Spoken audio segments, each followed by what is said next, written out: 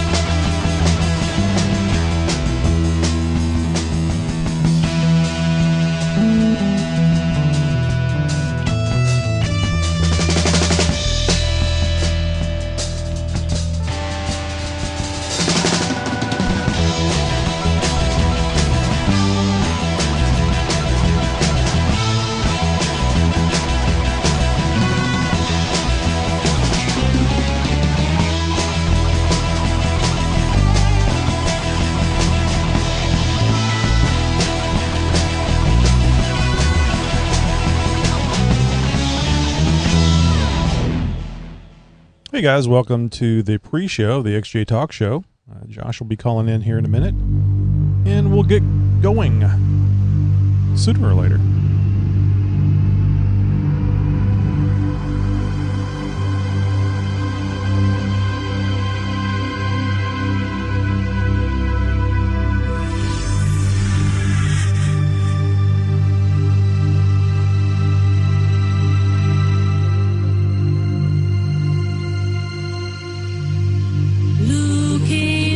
Silence forever the same. Don't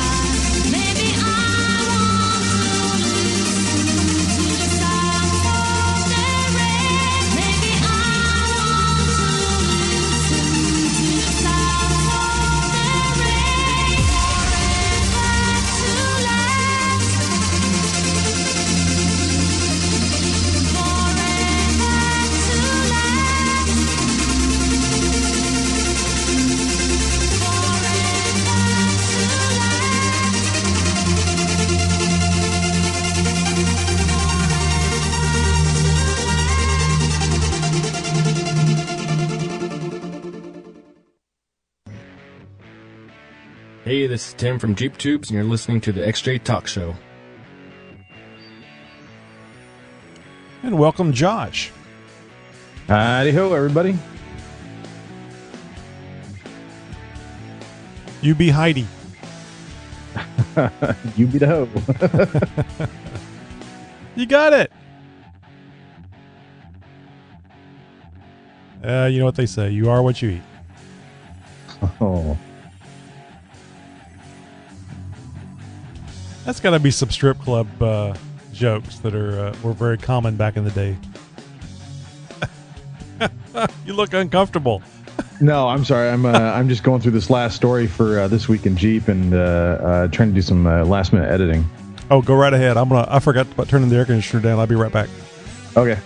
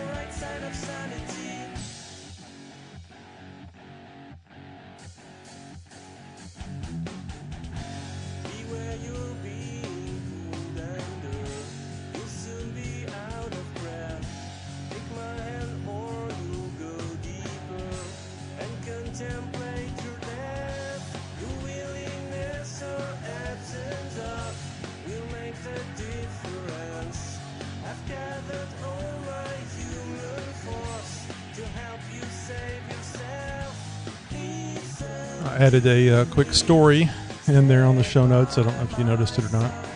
I probably haven't scrolled down far enough to see that yet. Yeah, it's at the very bottom.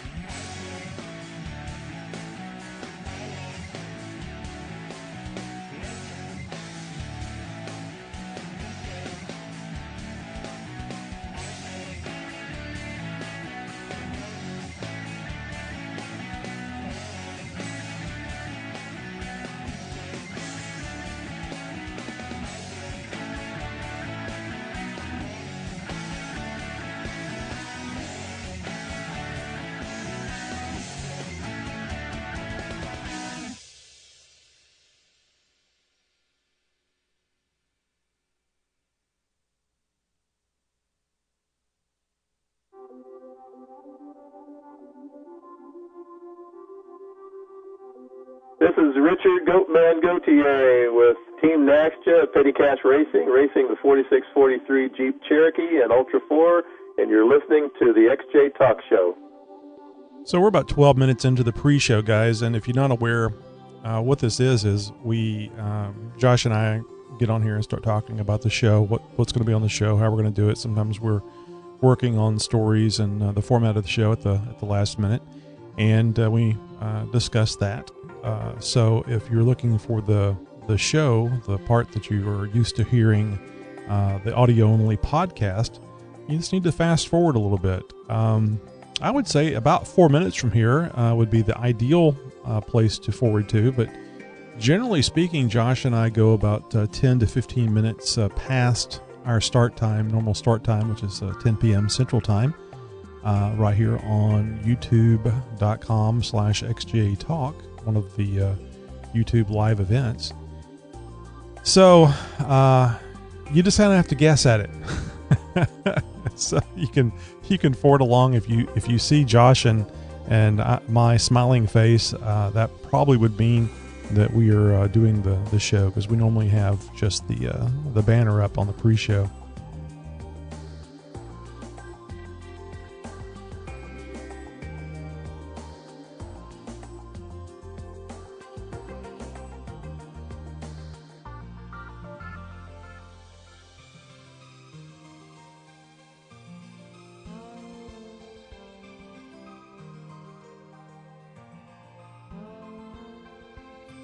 So I was looking online a few minutes ago at xjtalk.com, and I see what Amber ordered for herself. She didn't say whenever I was chatting with her day before yesterday. Or I guess it was, oh, you know what? I guess she got them early because she was expecting them on Monday, I thought. Talking about the headlights for her Liberty? Yeah, maybe that isn't what she ordered. I kind of got the feeling it was, but... She had got some other stuff too. I think some stickers and something else. I think those might have came in as well. I don't know. You know, she hasn't noticed, or she hasn't said yet that she noticed what I put on her signature on her her Key Girl account. What does it say? It says, what is it? You will like it if, what was it? Now, I forget now. You will like it if it says Libby's on the label. I think it was just that part. If it says Libby's on the label. But you'll see it. Yeah, you'll see it at the bottom of each of her posts. And if you guys don't get it, she drives a Liberty, so. Liberties was the first Jeep that I hated. It came out after the Jeep Cherokee stopped being manufactured, and in fact, that's why I didn't care for it. Not a Jeep. Amber's not that big, but I feel she would fight me for saying it's not a Jeep. If it doesn't have friends and family, if it doesn't have an axle on the front end with a differential, it ain't a Jeep. It is a cheap knockoff. Okay, I see. I am good to go on those two stories. Let me go ahead and take a look at what you got here. Oh, wow, that's a good one.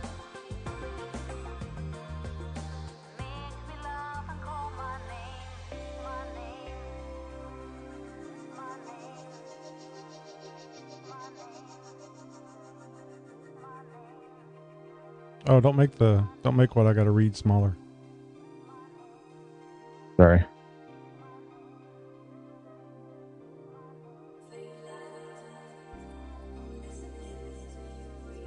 I think I just resized the stuff below there. I just want to make sure I can see them words.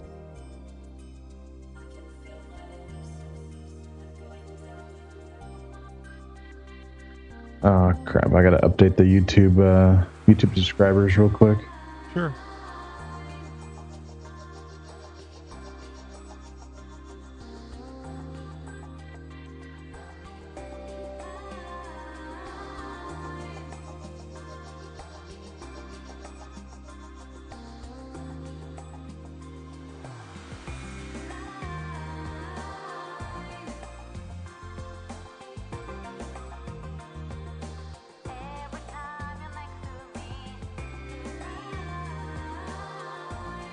It's only 10:01 anyway.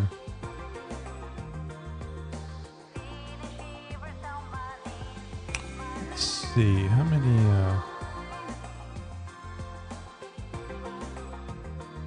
we had 555 subscribers. Let's see if that's still the case.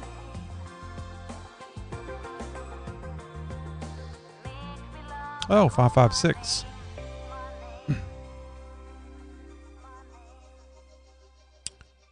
So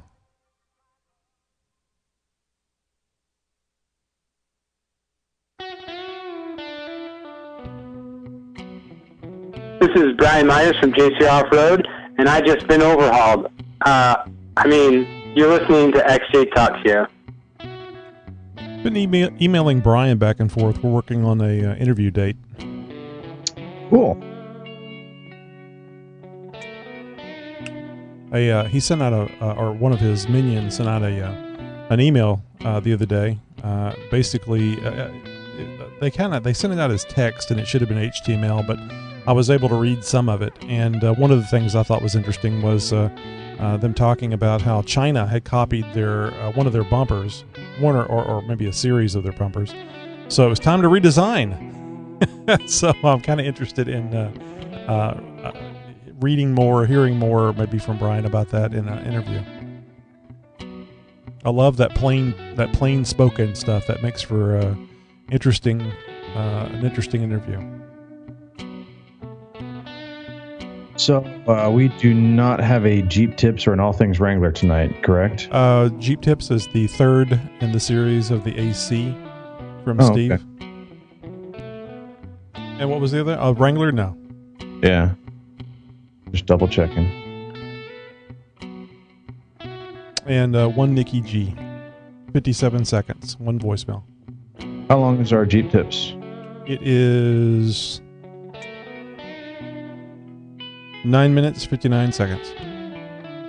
Wow. Yep. On the mark. That's cool.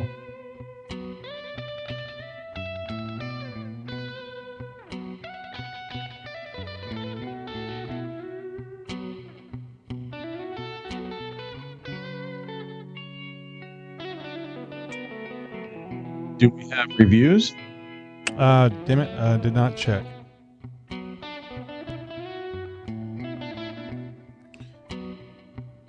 That will take but a second.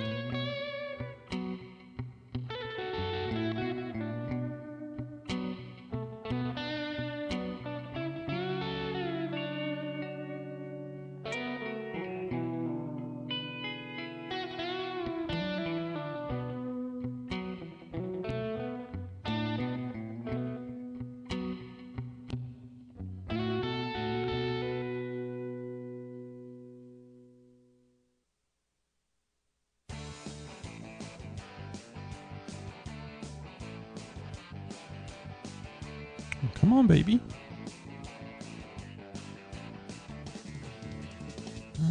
Okay.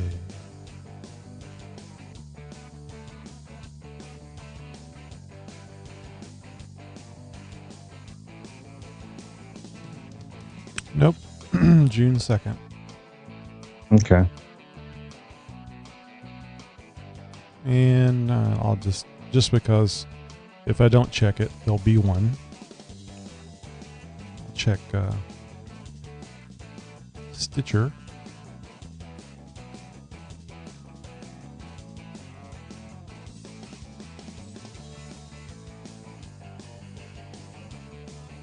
That's a big negatory, Ghost Rider. We do have 59 playlists now.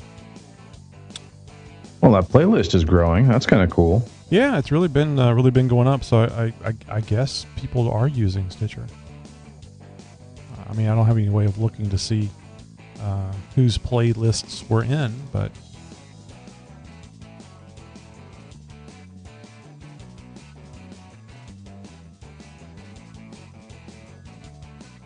yeah, we won't give them a hard time tonight. We'll just say, hey, please consider going to iTunes or Stitcher or hell, even on xjtalk.com and let us know what you think about the show.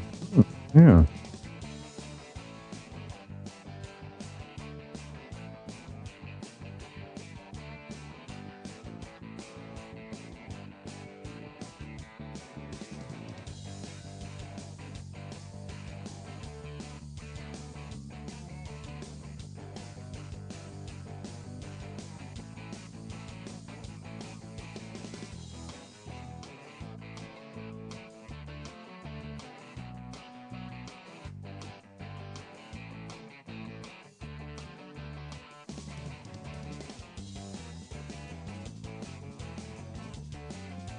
Okay, I think I've got all the I's dotted and T's crossed here.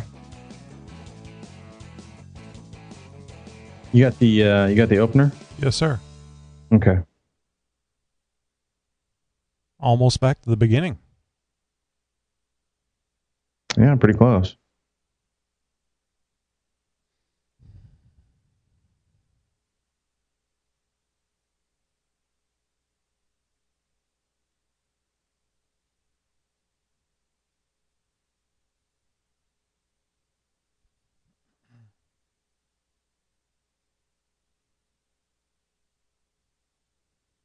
Okie dokie. So let's see. You know, it's weird. My Skype last night refused to start the cameras on their own. It was insisting that I use the Minicam drivers. Tonight, it started without the Minicam program running. Was that? Did you shut down the laptop, or do you leave it running all the time? No. It usually goes into hibernation. I shut it down fully a couple times a week. But I mean, between last night and today. Oh no, no, it just went into hibernation.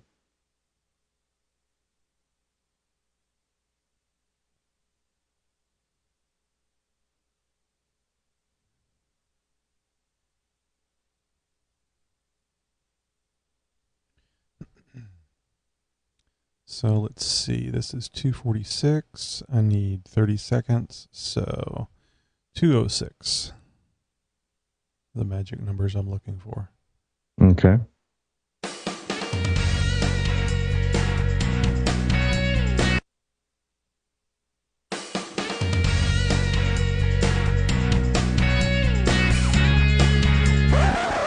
Breaking news from the...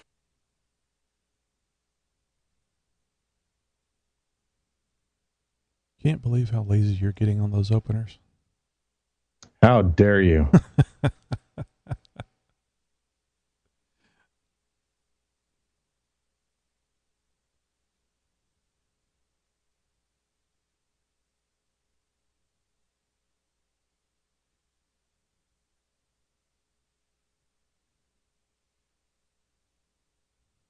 Okay, I think I'm ready to go if you are. Yes, sir.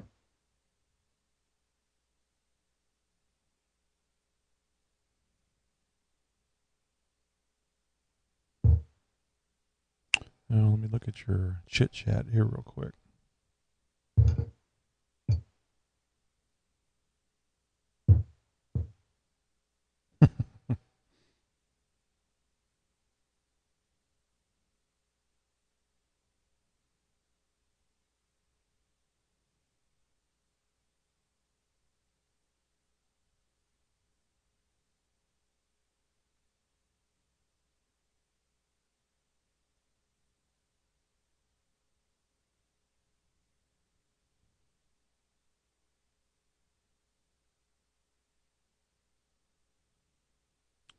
All right.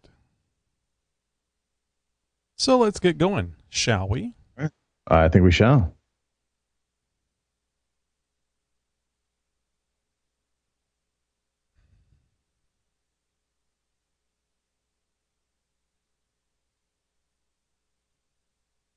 The XJ Talk Show is for entertainment purposes only.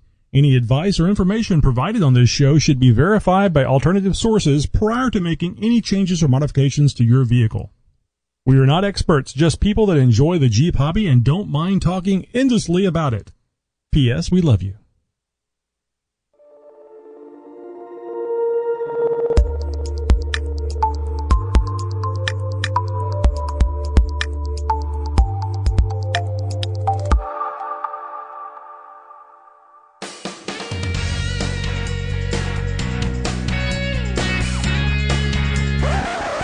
Breaking news from the XJ Talk Show news desk. Tire manufacturers to declassify pavement as official terrain.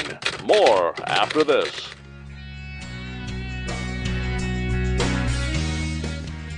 Welcome to the XJ Talk Show, a podcast about Jeep Cherokees, off-road adventures, and interviews with the movers and shakers in the off-road world. Now, here are your hosts, Tony and Josh. Hey, I'm Tony. Man, I wish the guy had said my name kind of funny. We can call you Yoni. Okay.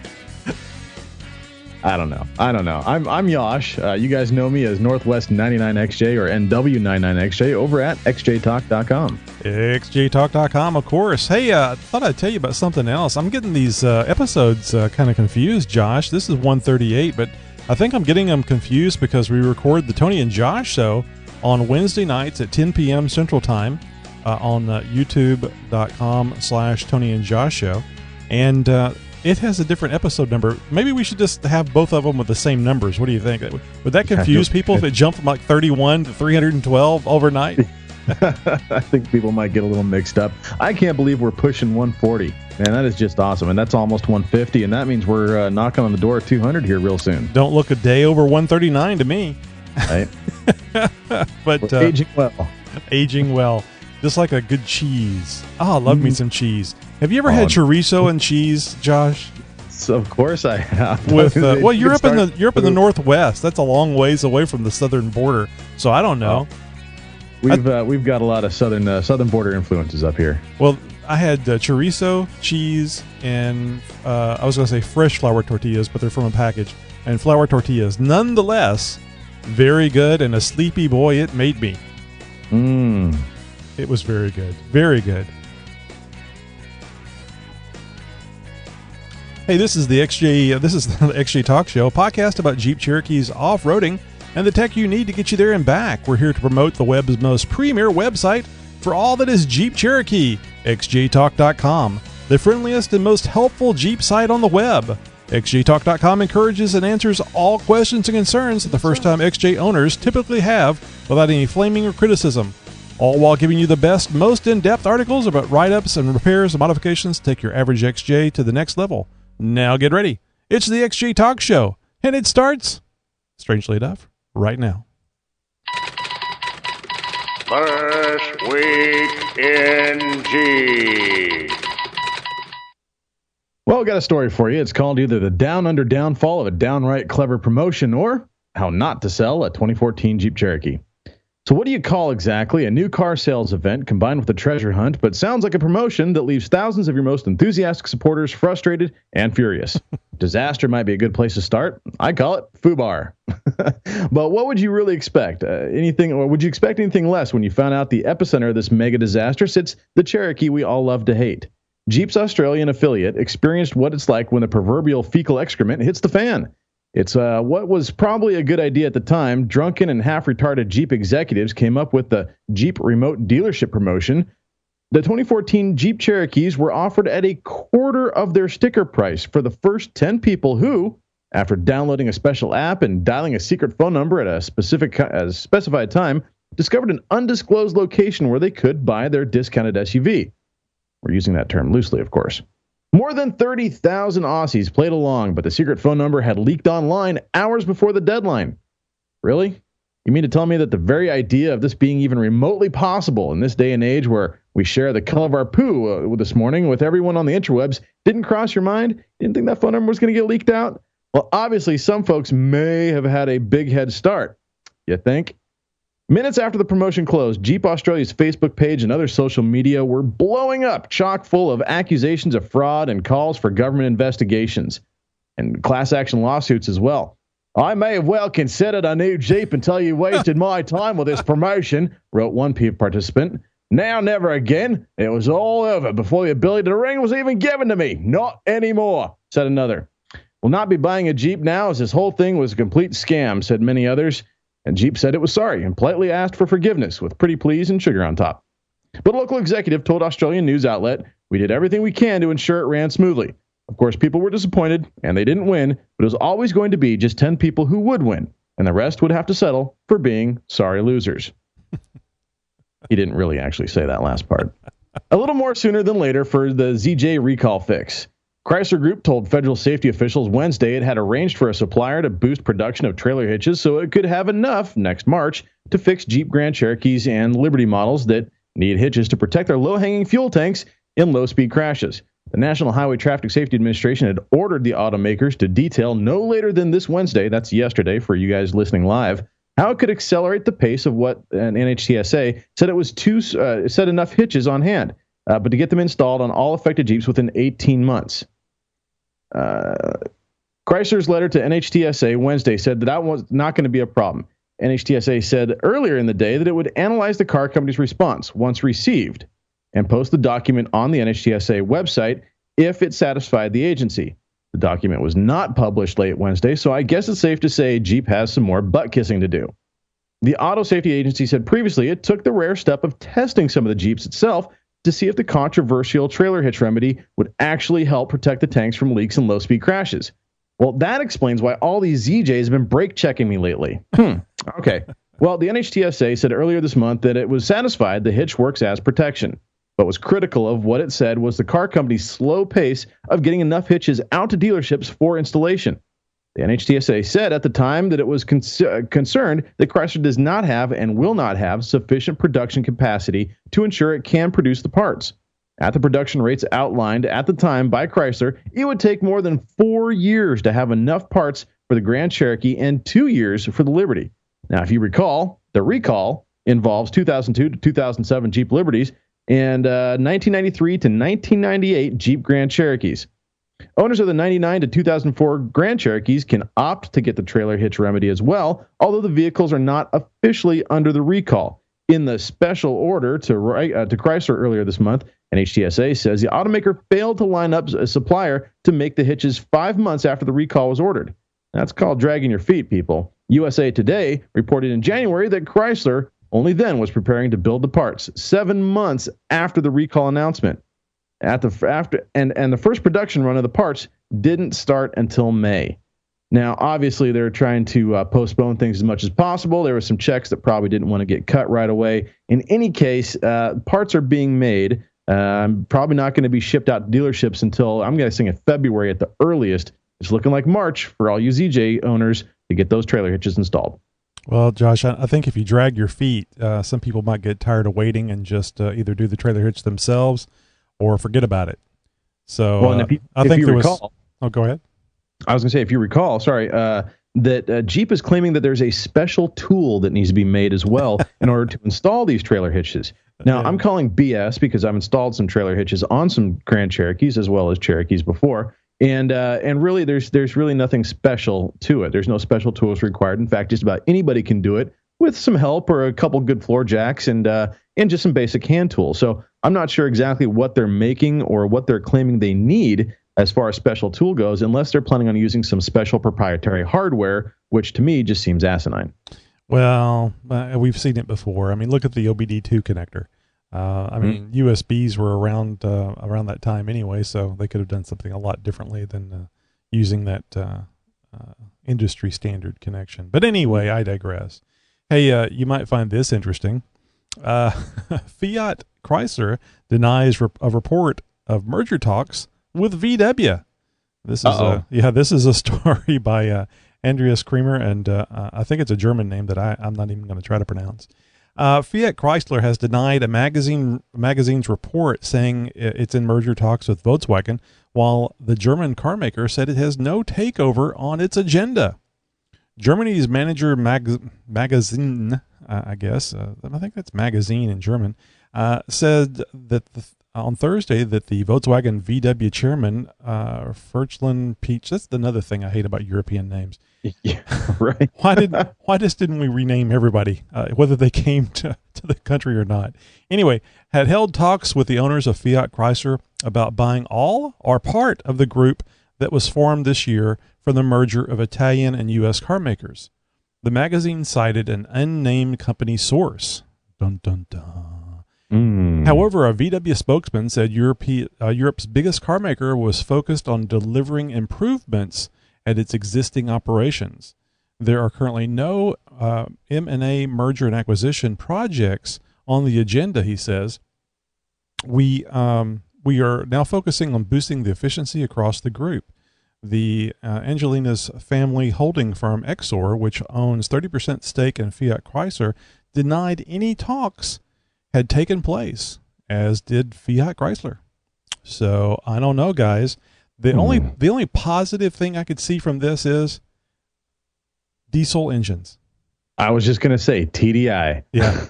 Turbo diesel injection. Come on, people. That's actually not a bad idea.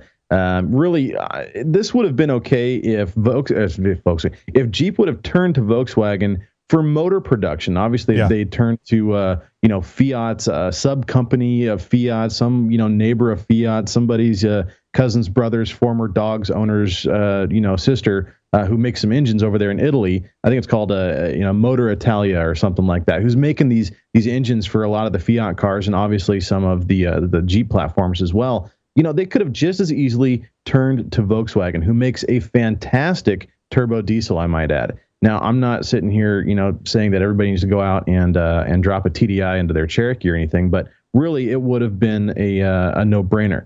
Obviously, with Chrysler and Fiat having that merger, they want to keep things Italian. Obviously, with Fiat being Italian, so the move was on the wall, so to speak. That writing was on the wall long before that merger ever was finalized. So. Things happen for a reason. This is still interesting nonetheless, and I'd be curious to see if anything at all ends up developing out of it. Yeah, it'll be interesting to see if all this naysaying is like a illicit affair where you see news about it, then later on it comes out that it was true. Who knows? And I find it strange that anybody would be selling a company that's, what was it that you reported last week? 70,000 units that they were selling. Just doing a god-awful business with these horrible vehicles, at least in the mind of a off-road Jeeper. Yeah, right. Well, hey, big thanks goes out to John, Pre-Runner 1982, and Tim Cooper, you know him as UK Jeeper, for submitting stories this week for This Week in Jeep. Boy, I'm just having a hard time tonight. Hey, guys, if you would like to submit a story to be aired on This Week in Jeep, or you have a response to any one of our stories, let's say you have a show and shine that you know about, or an off-road show, or any other Jeep-related event for that matter, if you'd like to promote this, please send an email to newstips@xjtalkshow.com. xjtalk.com is where you go when you're not off-road. And now you can go to xjtalk.com when you're off-road too. Using your smartphone, install the Tap a Talk app, then search for XJ Talk. Take XJ Talk with you wherever you go. Jury duty, dinner with your spouse's parents, even, anywhere you need your XJ Talk fix.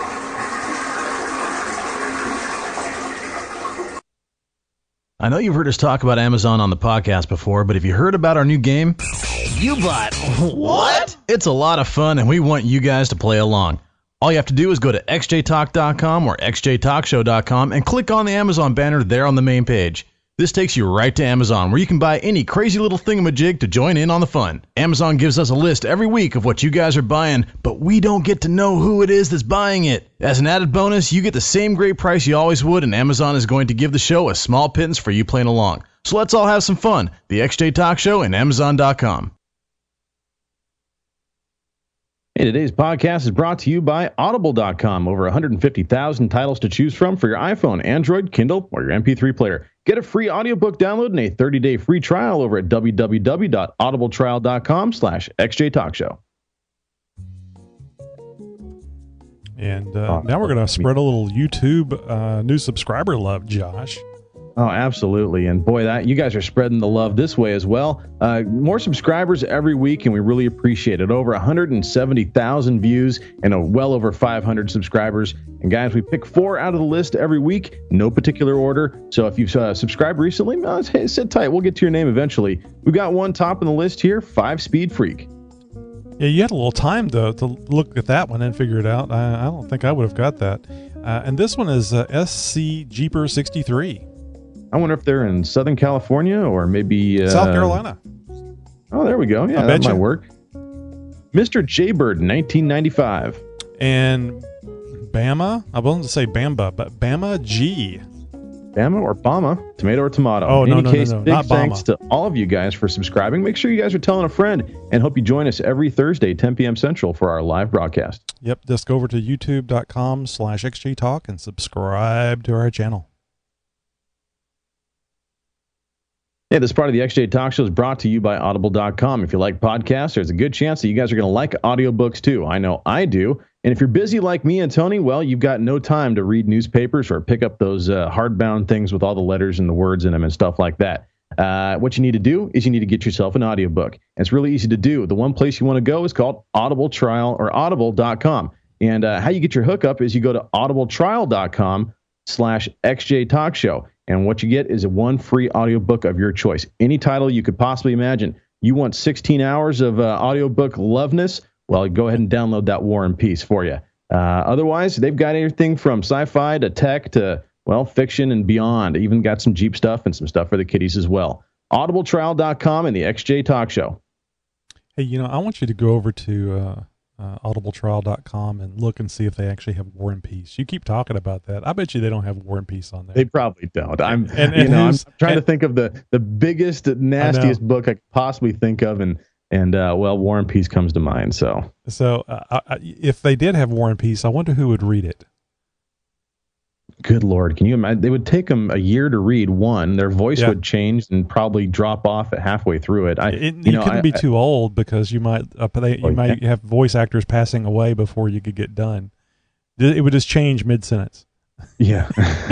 And now we're bringing in the relief reader. So, anywho, we have part 3 of AC Repair by Steve. 4.3 LXJ on xjtalk.com. And if you guys haven't been over to xjtalk.com and read some of the posts, or maybe became a member and made a post yourself, I even asked a question. If it's a technical question, more than likely, Steve is either going to be the first person to answer it, or he's going to be in the mix answering it, giving you some great advice. So if you're not a member at xjtalk.com, please come over there and join. Don't be afraid. We don't bite, no matter how much you may beg. We do have some people that try to test our patience, but it doesn't happen, man. We answer those questions no matter what they are. More than happy to help. It's meant to be a different kind of site than the rest of them. We want to be a little different, a little better, a little more friendly than your average site goes. So anyway, I'm sorry. I was going to say we hit the mark on all those. That's for sure. Mm-hmm. So anyway, let's get to our third installment, and I believe this is the final installment on AC Repair from Steve 4.3 LXJ. And now for a disclaimer. Jeep Tips is for entertainment purposes only. If you choose to follow these tips, man up and take the responsibility for your own actions. If you cannot, or you feel that working on your Jeep is beyond your abilities, seek the help or advice of a trained certified mechanic.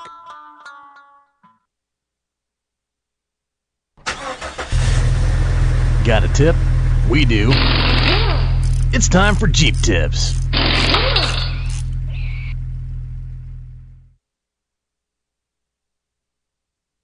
Well, it's still hot, and if your air conditioning is still broke and you haven't figured out how to fix it yet, you're ready to get something done about this.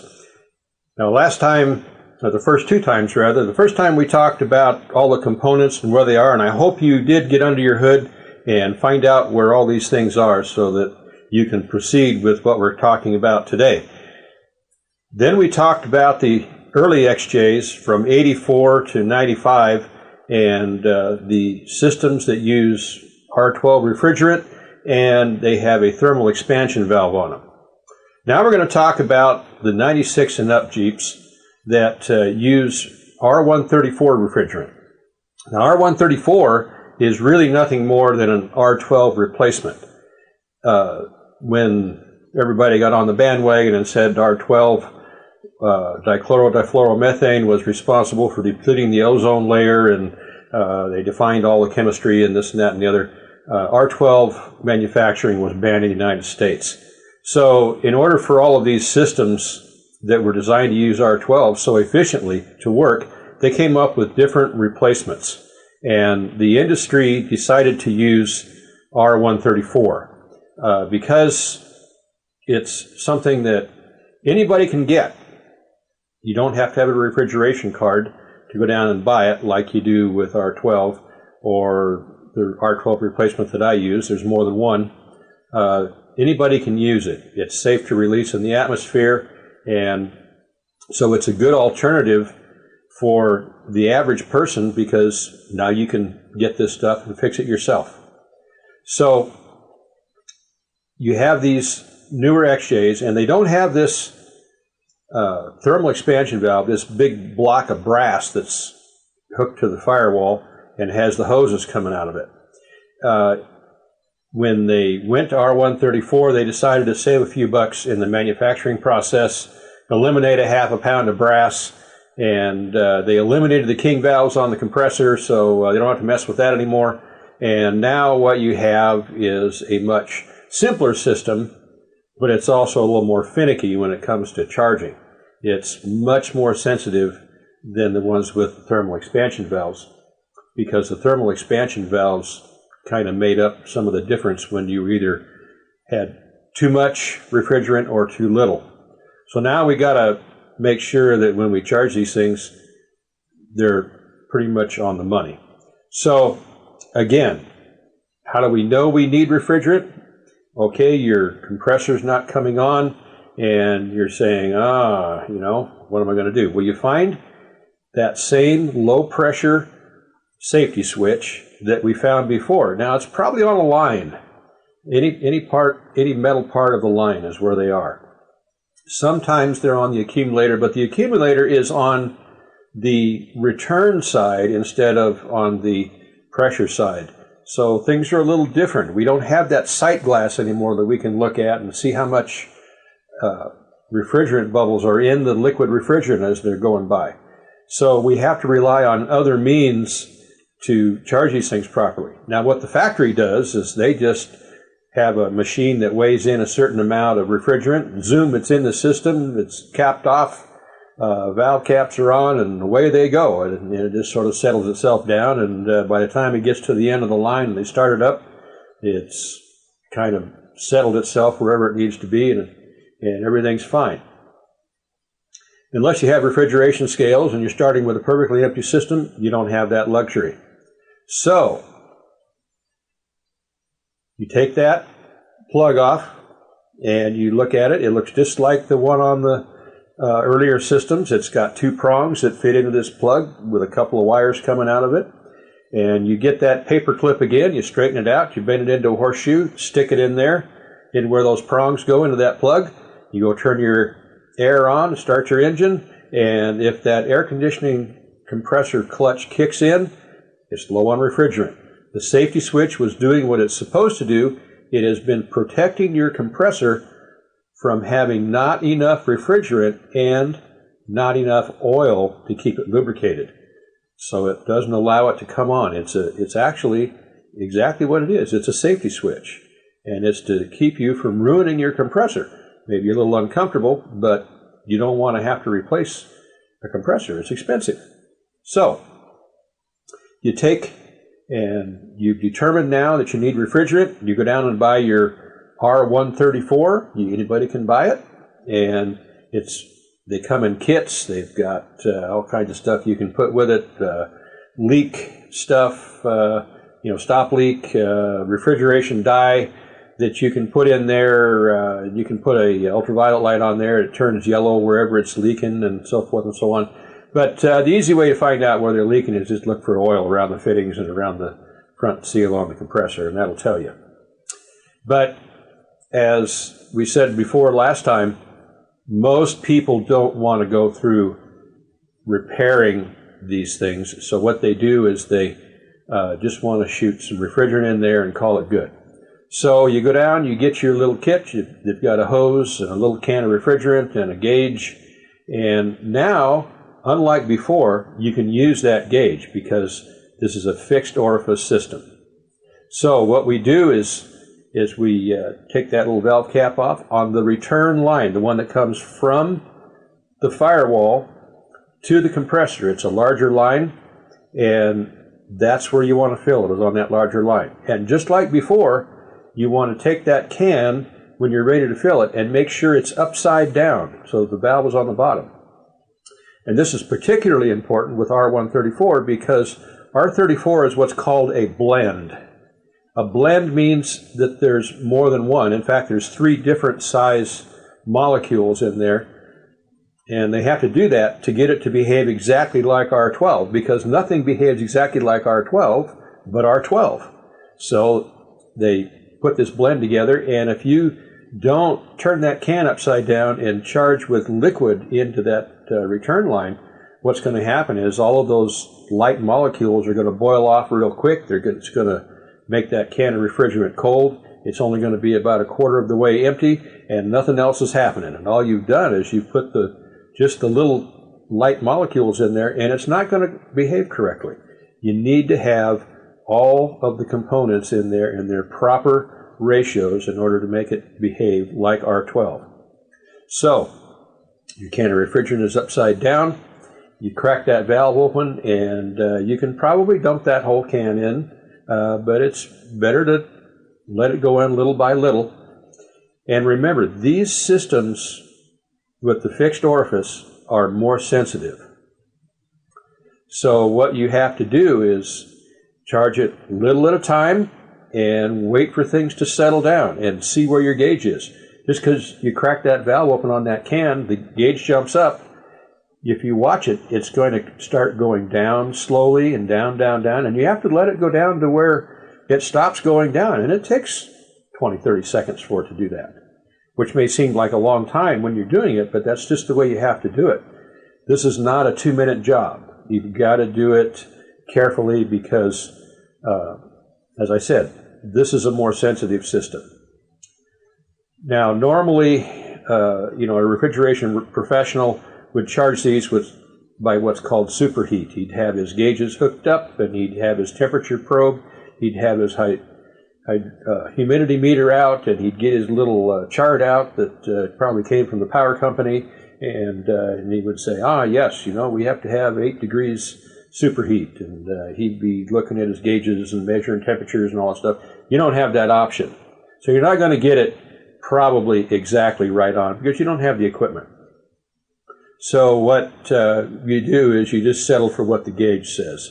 And so if that gauge is too low, you crack it open a little bit more, and for about 2 seconds, you shut it, wait for about 20 or 30 seconds till it all settles down, and if it's where the gauge says it's supposed to be, you're done. You disconnect it, put the cap on the Schrader valve, and you're ready to go. Now bear in mind that if you've got a leaking system, it's going to leak again, and it's going to do this again to you. So you may want to be checking your system periodically. Hook that little can with the gauge up and see what the gauge says, because you don't want it to get to the point where it's not working at all anymore, because you're going to be hot again. So you may want to, in a month, check it, see how it's working by that little gauge, and if it needs some, give it a little shot, get it back up. The air will be a little bit colder for you, and then you'll be ready to go. Another great Jeep tip from Steve. Really appreciate that. And listening to him talk about the R134 system really brings back a lot of memories about the stuff that I had to learn about doing mine. One thing I did learn was that my mechanic that has done quite a bit of work on my 98 now several years ago, but I remember at one point he said that those O-rings that help seal all the connections on the system are really only good for about 2 or 3 years, and they can start leaking. So I was a little surprised about that, but I don't know. I guess that's engineered obsolescence. Well, all you people there with those fancy crushed velvet posters in the smoking lounge, as it were, you guys might have a black light laying around. And if you guys don't know, and I'm not sure if Steve covered this or not, but just about any black light will do, except for the incandescent bulb style. You're going to need the one with a little bit more output than that, but even that might work. But most of the off-the-shelf, over-the-counter, run-of-the-mill part store AC repair bottle type stuff, the R134A, most of them have a dye in them, and that dye is reactive to UV light, and that is the output of a black light. So if you do throw one of these cans, like the AC Pro or something like that, into your system, and you're worried that you might have a leak, let's say that after 2 weeks the AC doesn't blow cold anymore, pull the car into the garage or wait till it's dark outside or something and go out there with a black light and start looking around all those hoses and all those fittings and stuff. and you'll see where a leak might pop up, because that dye is going to react to that UV light, and you'll be able to see where you're going to need to repair. Yeah, if it's a place that you can see, sometimes it's not. It's up behind something or another.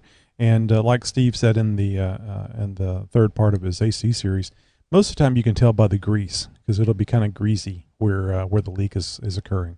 So, good point. Yeah. So also too, I mentioned this to Josh. I'm not sure if we were on the air or not whenever I was talking to him about his air conditioning system, but you can tell if your compressor needs to be replaced by looking for a greasy line on your hood, because when that front seal goes out in the compressor, the R134 will start leaking out, and the spinning clutch will actually throw it up to the right above on the hood of the vehicle, and you'll see this nice black line that's about number 2 pencil thin.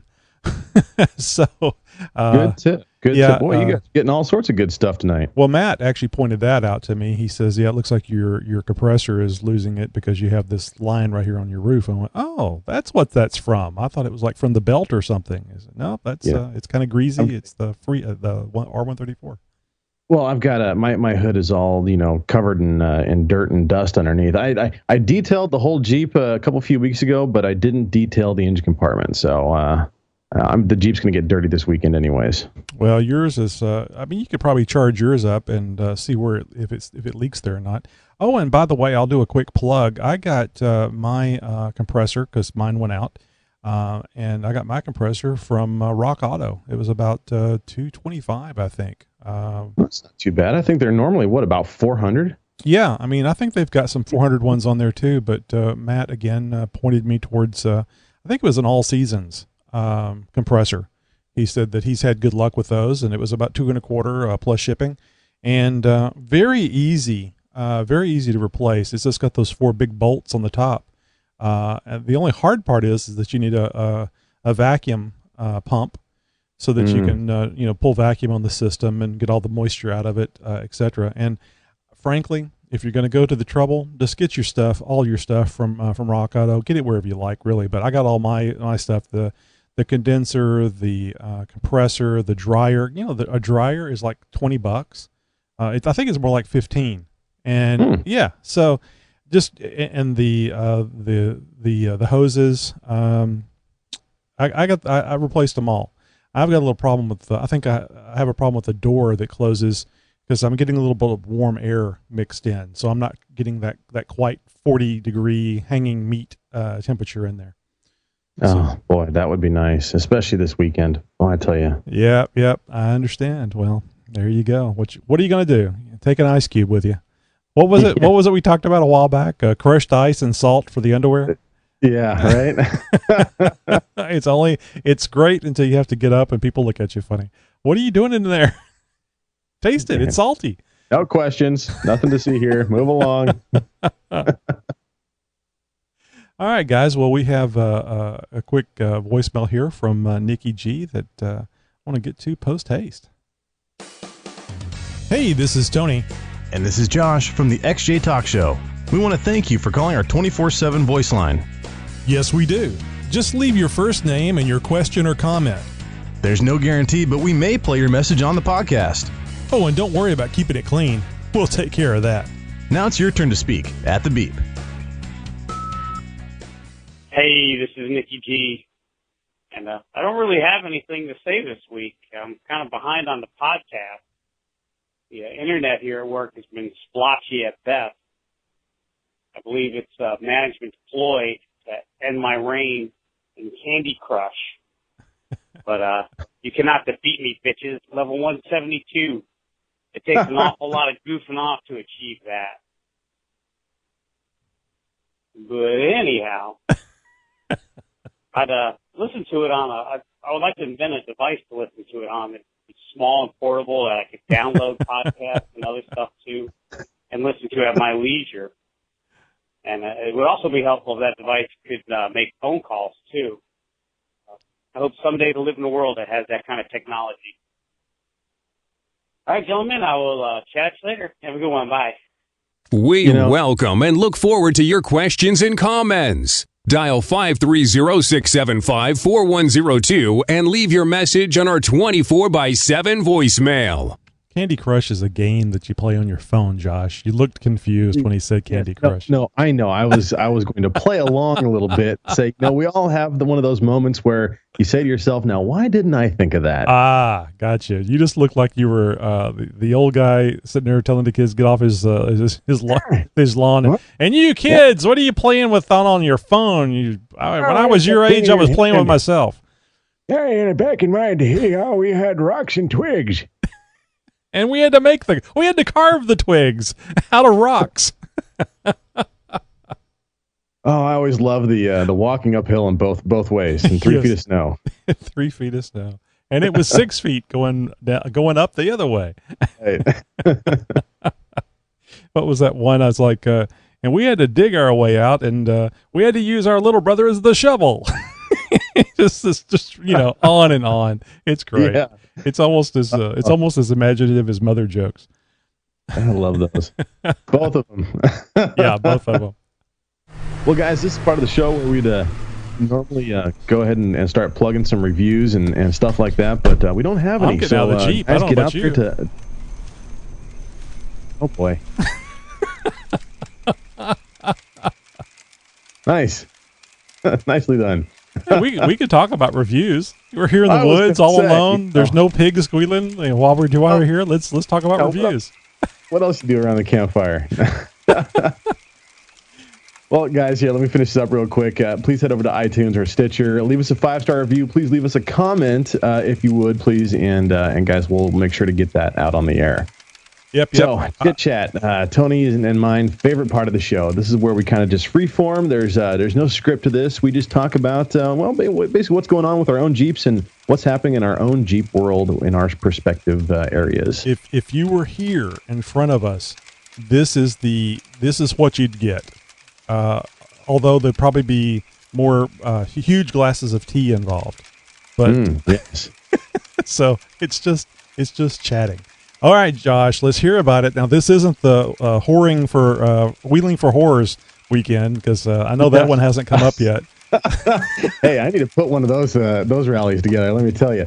No, this is an annual run that I attend every year. This will be my 5th or 6th year, something like that. This is the Jolly Jeepers Back to Basics run. Jolly Jeepers is the oldest sanctioned Jeep club, oldest recognized Jeep club in most of the Northwest, definitely in Oregon. They were established in 1962. They've been around that long, and they've been doing this event for that many years. You guys, I told you there'd be no math, so I'm not going to pretend to tell you which annual event this is. This is the 72nd or the 34th or whatever. Nonetheless, it is an awesome event. They only accept 100 vehicles into this rally. So I'm lucky to be a part of it every year, and I have a blast. I've met some really cool people, and I look forward to this event very much every year. It's a weekend-long event. So I'm leaving tomorrow, heading out. The problem is that my Jeep is not done, and I've got some work to finish up on this thing to get it trail ready. Well, like what? Go ahead. Like what? What's the biggest thing before you can move along? You got the track bar back on there, right? Yeah, the track bar's back on there. I have not been able to find Heims with a longer shank on them. Every 3/4 by 7/8 Heim that I have been able to track down has got less than 2 inches of thread, and that's really not quite enough. So what I'm going to end up having to do is run this event with my axle just slightly off center a little bit. It's not going to be a huge deal. I did that for years with my axle not where it should be for the lift that I had, but it'll be okay. It'll work. So you're going to have to go with a longer piece of tubing then to fix this eventually. Yeah, the weld-in bungs, the rod end, the threaded rod ends, these little bungs that you weld them into the end of the tubes, and they have, it's basically just a weld-in nut, more or less, and I'll have to get a new set of those or grind the ones that I have off of the tube that I have, cut a new section of tube, and weld the stuff back in. I'll probably just end up, honestly, starting from scratch. So it kind of sucks, but, it's got to be done. But, for the time being, for what I'm going to be doing, this will be fine. It'll get me through. I just didn't want to go out and do the kind of wheeling that I'm about to do with only 3/4 of an inch of thread engagement on the heims on my track bar. So, I'm going to have to run with a little bit of off-center, and that's fine. It's not that big of a deal. Nonetheless, I would much rather run with a slightly off-center axle than to risk snapping a heim and be done for the entire weekend. Right. So, but that's not my major thing. Now, what's been going on over the last couple years the last couple months is I've noticed a clunking in the back end, and I couldn't quite figure it out until my last wheeling trip out, where I got up onto the Jeep and I started really rocking it back and forth and really cycling the suspension around quite a bit, and found that one of my leaf spring bushings is completely shot. And so, it's just kind of bouncing around in the shackle back there. Well, we talked about this a few shows back. Yeah. So here's the thing, is the leaf springs I have on there are Pro Comp leaf springs, and they've done me very well. A lot of people speak ill of Pro Comp, and honestly they don't have a lot of the high end lift kits and stuff that like Rubicon Express or Rough Country has. They're just not that caliber of suspension manufacturer. Wow. They do a lot of stuff for a lot of different vehicles, but they also do stuff for Jeep, just not quite to the extent as some of these other manufacturers do. And so it was very difficult to try and track down what would actually fit, what I know was going to fit as far as replacement bushings. Now, could I have just gotten something from Energy Suspension or Synergy or even Daystar or something like that? Maybe. But I didn't want to really spend the time, the effort, and of course the money to get something that may or may not have worked or fit right. So I ended up going through 4-Wheel Parts and getting a direct replacement Pro Comp replacement bushings for the leaf springs. Well, the problem is that 4-Wheel Parts doesn't stock these. In fact, none of their stores do. And so they had to go directly to the manufacturer, Pro Comp. And Pro Comp actually drop shipped 4-Wheel Parts down to their main warehouse in California, a set of these things for me. Then they were shipped up here to Oregon for me to go to my local 4-Wheel Parts store and grab them. They did all this in a relatively short period of time as far as the shipping goes. Once the order was placed and everything, it was fairly quick turnaround. So I got to give big props to the Portland, Oregon 4-Wheel Parts store for really coming through for me in a time of need. So I got these things, and I'm going to have to tomorrow pull out the leaf springs, drop the axle, pull out the leaf springs, and get these things swapped out. I'm going to end up pressing them in myself. I've got a little bit more cleanup to do in the garage. My workbench is a complete mess right now, but that is top priority.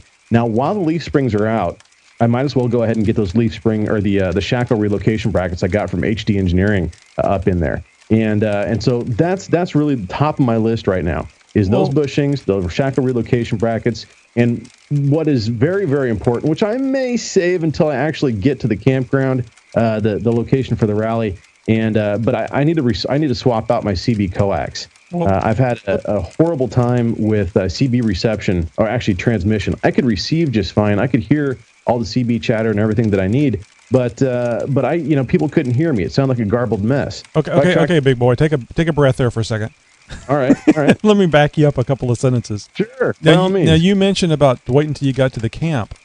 Couldn't you do that with the bushings? I mean, when you say press in the bushings, are you talking about the ones that are in the eyelet at the back? Yeah, they're actually in the leaf spring eye. So they don't just easily push in? The reports that I have read, now I haven't swapped them out on these leafs before. I'm sure the ones that you have there will come out easy. Yeah, but the other ones might not go in easily. And I'm doing all four, mind you. Now, technically, I only really need to do one, and that's the passenger side rearmost bushing, and that's primarily from the torque. All Jeeps, as they take off, look at any lifted Jeep in front of you and watch it as it accelerates off a line, and it's going to sag down to the passenger rear corner. This is known as the Jeep sag. Right. And all Jeeps do it. TJs are really bad with it. XJs are no exception. I'm sure JK's even got a little bit of it as well. But really, it's all that stress and all that torque and force and everything really plays havoc on that particular leaf spring bushing. And so I could probably get away with just the one. Am I going to settle for that? No. I'm going to do them all at once, get them all new, and be done with it. Yeah, I don't blame you for wanting to do them. What kind of time frame are you looking at, though? I mean, how much time do you have before? By myself, probably 4 hours. I'm guessing, a couple hours per side. No, I didn't state it correctly. How much time do you have before you need to leave? Oh, well, they close the gates at 10 p.m. and it's going to take me an hour and a half. Oh, it's not too far away. I see what you're doing there. It's not that far away. Because I was thinking, if you take you a not a vice grip, one of those big C clamps. If you've got one, you could probably push that thing in with a C clamp and just do it out there and you could have 10 people standing there watching you work, drinking beer, which is really better if you think about it. I actually, my very first year going out to this event, I'll tell you guys a quick story. I was, what had I have done? I think I had just done like phase 2 of my lift kit. And I was, this is, I think, it was one of the first years I went. I gotten up to around like 5 inches of lift or something like that, or I was at 4.5, somewhere around there. And I was swapping out the rear brake line. And this was, night before the event. I was having a hell of a time doing it. I had failed attempts at it the weekend prior. Screw it, I'll do it at the campground. Yeah. Pouring down rain. it got like seriously like 3/4 of an inch of rain in 4 hours. It was just an absolute deluge. So I'm underneath an easy up. I'm laying on a tarp. It's filling up with water. I'm sitting there with a torch and with wrenches and everything else, vice grips, trying to get this corroded, rusty ass old brake line up off of the axle so I can swap in this new stainless steel braided line. And I was up for half the night trying to get that damn thing swapped out. From that year on, I've done my due diligence to try and make sure that everything is all dialed in, that all my, everything's all set and ready to go. And so that all I have to do is show up and just very lackadaisically go ahead and set up camp and drink my beer and have some fun and socialize and all that stuff and not have to worry about all this other stuff. Well, I was misinformed, or my memory didn't quite serve me correctly in the dates of when this event was. I thought I had another week still. Gotcha. And I so was just getting ready to give you a hard time. time about it's not due diligence when you wait the night before, the day before you got to go. No, it's not. It's not. Absolutely not. So I'm stuck here, unprepared and going to have to. Oh, but come on! I know you're a perfectionist, both in audio and your Jeep, but really, you just need to replace one bushing. You don't need to take the leaves off. I understand what you're saying, and I think that's fine. But really, push come to shove, you need to replace that one. And it's got a big ass bolt through it. It ain't going anywhere anyway. It's just going to make some noise, right? You're right. It's the suspension isn't going to be working properly, and I really would like to get these shackle I don't blame you. relocation That'd be a great place to try it out. Yeah. Before the run. So, there's a lot of little things as well. The CB is obviously, somewhat of a major component to this. I really don't like having or not having trail communications when I'm out wheeling. So, that's kind of a high priority for me. I'll probably start there. While I'm drinking my coffee, a coax run is easy enough, and it'll help get the juices flowing and get me going. And then I'll dive into the leaf springs and stuff. So now I interrupted you earlier when you got into the CB thing, so I wasn't paying attention. You were going to go ahead and replace the entire coax on that, or? Yeah, the coax. I found a spot where it's pinched, and I'm fairly certain that it's grounding out, or the. Well, you've changed the impedance of it. Well, yeah, and but like I said, I could receive just fine. My transmit was just shot. I mean, unless you were literally standing on my hood with a handheld, you weren't going to hear me. Well, you'll be surprised once you get the coax on there. You'll be able to receive a lot better too. Yeah, I should. It'll make a big difference. You just don't notice it as much with everybody else's radio working right. I've got some other little things. I mean, there's an exhaust leak that I would love to take care of that I've been putting off for a long time. Obviously I've got a rear main seal that's seeping that, I could replace. I've got the parts for all this stuff. Rock lights would be nice to throw on, there's a bunch of other stuff, but really it's the leaf spring eye bushing, the shackle relocation brackets, and the CB coax. And if my stance isn't quite right, then I've got some coil spring spacers that I could throw on as well, to level myself out. So we'll see if it comes to that, but hopefully it doesn't. Now I can't remember. Are you long arm on your Jeep? Well, I've got a set of Ironman Andy's long arms, but I don't have a cross member yet. Yeah, so I am on short arms right now. I just thought how easy it would be to put those spacers in if you were on long arms.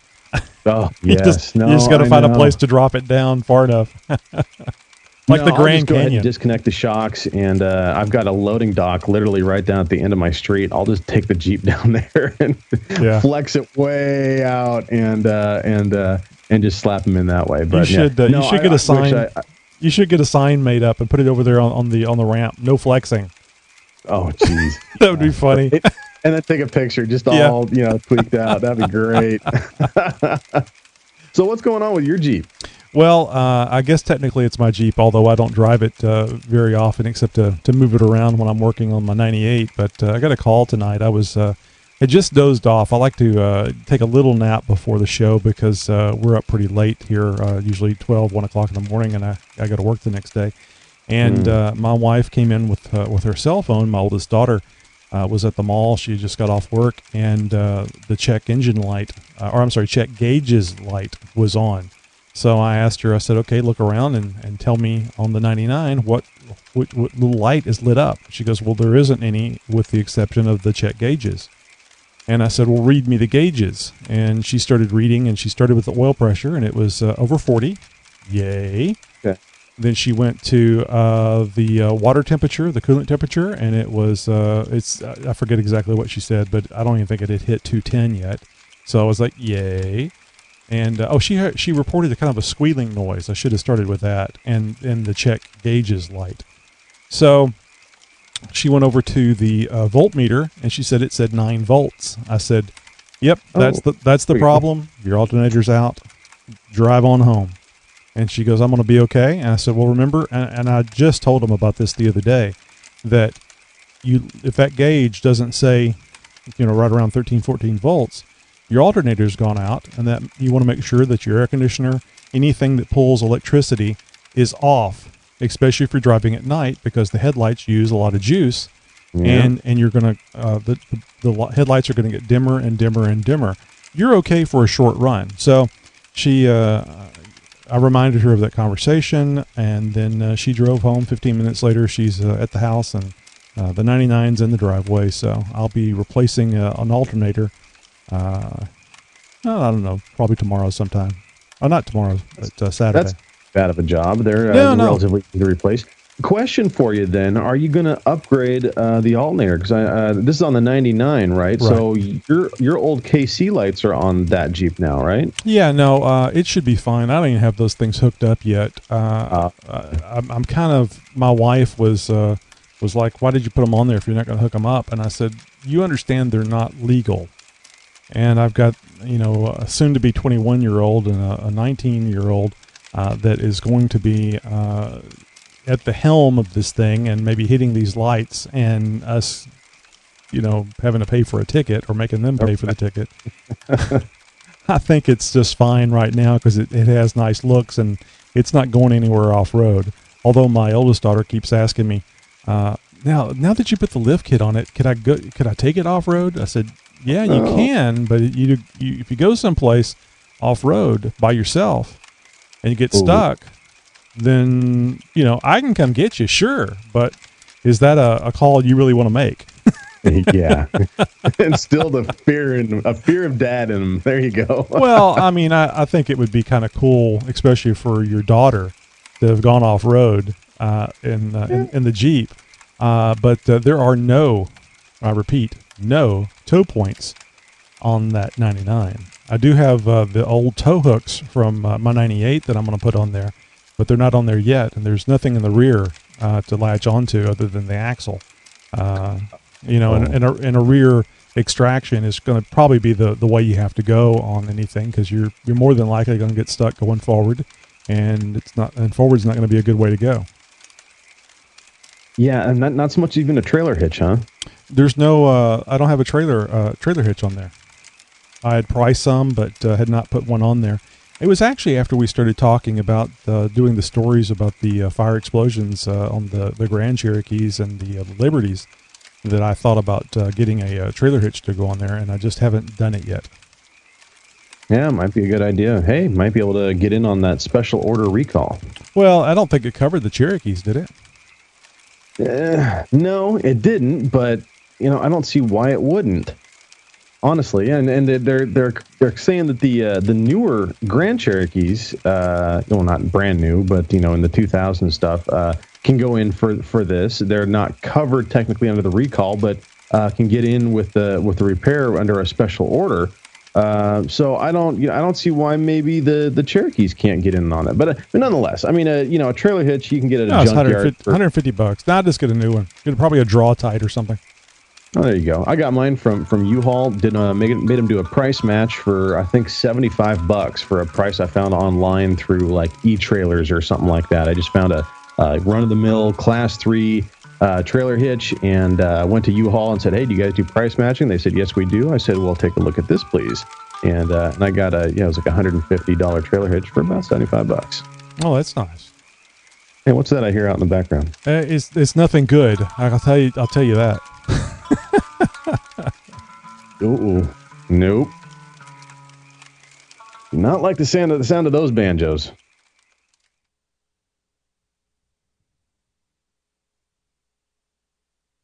Well, hey guys, we talked last week about an event that's going on. It's called DC Strong. It's a huge Jeep show. We've had a guy named Nate Smith give us a call. He left us a voicemail last week. I'd like to give that show one last promotion. It is July 19th, 2014 is when the event is going on. It's going to be held at the Rocks and Valleys Off-Road Park over at 3407 East Manningsburg Road in Harrison, Michigan. $35 is going to get your Jeep into the show and will include access to the trails at Rocks and Valleys Off-Road Park. Judges will award prizes and trophies to Jeeps of each model type, including a 2014 Jeep Show Award.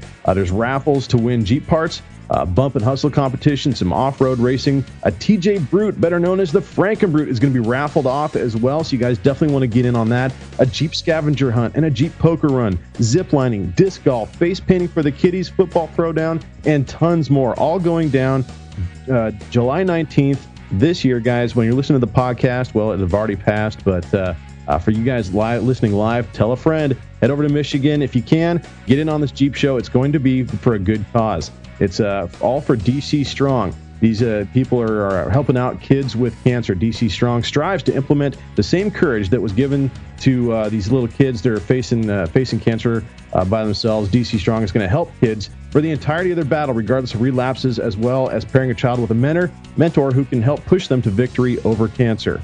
Never give up, never lose hope, and no one ever fights alone. DCstrong.com. Go check them out and support their cause, please. Yep, and we're going to have Nate Smith on and doing an interview with us. It'll be after the show, but maybe we'll get some updates on how the show went and where we can find that Frankenbrute in case we'd like to go take it for a nightly test drive. Mm-hmm. Yes, please. Speaking of test drives, you guys need to go over and give the XJ Talk Show website a test drive, and don't forget to check out xjtalk.com as well. That's why we're here, guys. We do have a Facebook account. You can go over there and like us as well and figure out what's going on in the world of Facebook with XJ Talk. We're on Twitter as well. Make sure you're following us. Stitcher Radio, TuneIn.com, iTunes, and of course our live show broadcast every Thursday, 10 p.m. Central, right here on YouTube. Hey, you guys have a great Jeep week, and we'll see you next week.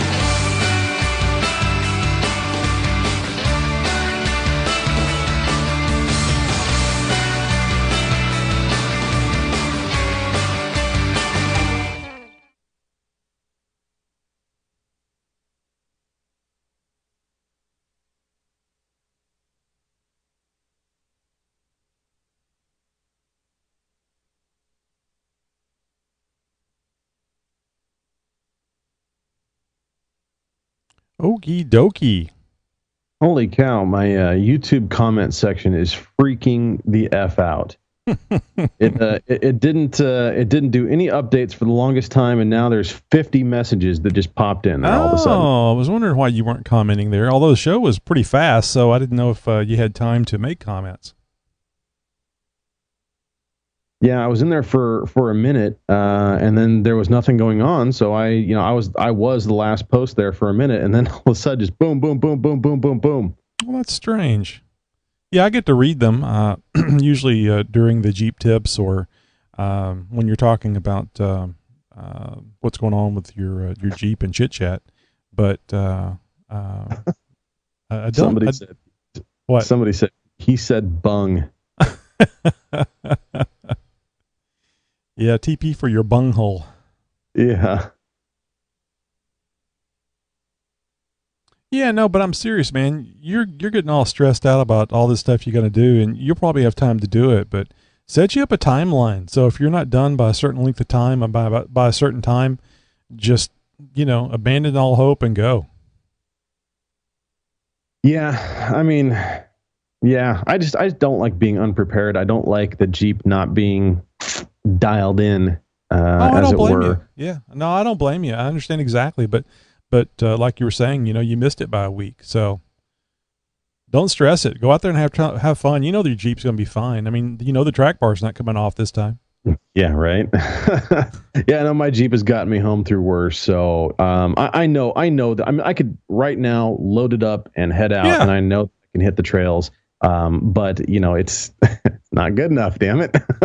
Well, I guess it's none of my business, and the only reason why I'm telling you about it is I'm just trying to give you a different perspective and maybe calm you down a little bit and think about it realistically, which is like what you said. You could just go out there now if you wanted to, and it would probably be fine. You'd have some clunking noise, and the only thing I would really want to do is get those shackle relocation brackets on there just to see how the flex was going to be. But that's not a necessary thing. I'm going to be going out, so this is going to be my opportunity to see how it works.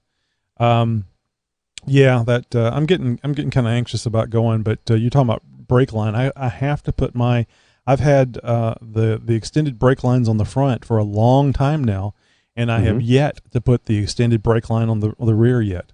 Oh wow! So I mean, I know where it is. I got it. I just have to go through the process of unbolting the one that's there and putting that little block on there and getting somebody to come out there and step on the brake pedal so I can bleed the brakes. It's not a big job. It's just that once I get done with whatever it is I'm working on out there, I'm usually too tired or too sweaty or both to worry about putting the brake line on. And there's two things that I want to get done. I got to get the transfer case skid on, which is a minor deal, but it has to be done. And I got to put that rear brake line on. And when I say gotta, I don't know that I would necessarily have so much flex that would be a problem. Although I have increased the lift in the back since I last went, so it could wind up being a problem. I would recommend it that you swap that out before you go on your next off-road adventure. Just for peace of mind, if nothing else. Yeah. Because I mean, if you shear that off or something like that, you better hope that you have a set of vice grips or something that you can pinch the line off, so at least you can maintain some brake pressure up front, if nothing else, to get you home at least. Yeah, it's true. Yeah, maybe I'll get that done this weekend. The first thing I'm going to work on, it's not going to be the alternator. The first thing I'm going to work on is getting that switch in for my badass bright light. Oh, yeah. Hey, do you know what our great friends, and I'm saying this sarcastically, over at Full Metal Badges had a 50% off sale July 4th weekend. What? And they didn't call us? Yeah. Had no idea. Guys, come on. And I saw it, what was it? A couple of days ago? Yeah, like the 14th, I think. And it was like through July 6th, you can get 50% off these metal badges. How would you have liked to have gone out there with a $50 metal badge that said, badass rated? I would have definitely purchased a set of those. So, man, they should have given us a call. We should have gotten first dibs, really. I mean, come on. If nothing else, I would have put it up on Facebook for them and, right. blasted it out to 3,000 friends on Facebook. But there you go. Well, live and learn. Hindsight's always 20/20. You know what they say. Anyway, like I was telling you in chat, fast-paced show. I get a little worried when we're like almost done and and we're 16 minutes into the show. I mean, but it works out. I mean, we have plenty of filler. You know, yeah. I was a little worried that we were going to end up going long, actually, because I start talking about my Jeep and I'll just go and go and go and go. Well, I'm going to kind of give you a hard time. I'm not trying to embarrass you, but I'm going to kind of give you a hard time because I'm sure I'm not the only one noticing your filibustering. I think of Jimmy Stewart in that movie where he did the filibuster all by himself in the Senate. Oh, Mr. Smith goes to Washington. Yeah, goes to Washington. Exactly. Yeah. No, I know. Well, you got to do what you did tonight and be like, hey, slow down, Turbo. I got to interrupt you. I'm going to wait a minute. Take a breath there, big guy. Buy me dinner for something or something first, man. Yeah. No, that's I know I'm turning it into the Josh show here, just talking all about my Jeep and stuff. But no, you did fine, man. It's no embarrassment. I'm sorry. I'm passionate about my Cherokee. I'm passionate about out there wheeling and stuff like that. I love this stuff and I get excited. I start talking about it and I get on a roll. Oh yeah, some of the stuff I was going to ask you. Now, wasn't it this one that you went to last year where you forgot your pillows? Nah, yeah, yes, it was. And so I was going to remind you. I was going to remind you. Take your pillows, not just any pillows. The favorite one, the one that you need to sleep.